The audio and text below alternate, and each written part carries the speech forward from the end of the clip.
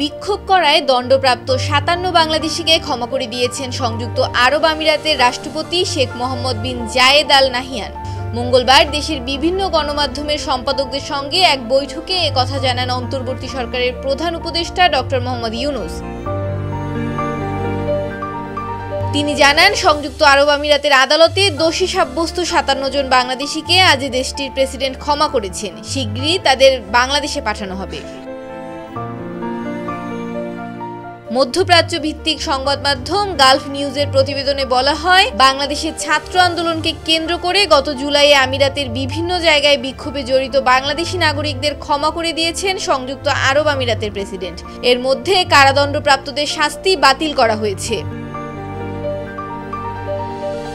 সংযুক্ত আরব আমিরাতে অনুমতি ছাড়া যে কোনো ধরনের বিক্ষোভ নিষিদ্ধ। কোটা সংস্কার আন্দোলনের প্রতি সংহতি জানিয়ে সংযুক্ত আরব আমিরাতে বিক্ষোভ করায় ৫৭ জন বাংলাদেশিকে বিভিন্ন মেয়াদে কারাদণ্ড দেন দেশটির একটি আদালত। তাদের মধ্যে ৩ জনকে যাবজ্জীবন, ৫৩ জনকে ১০ বছর এবং বাকি একজনকে ১১ বছরের কারাদণ্ড দেওয়া হয়েছিল।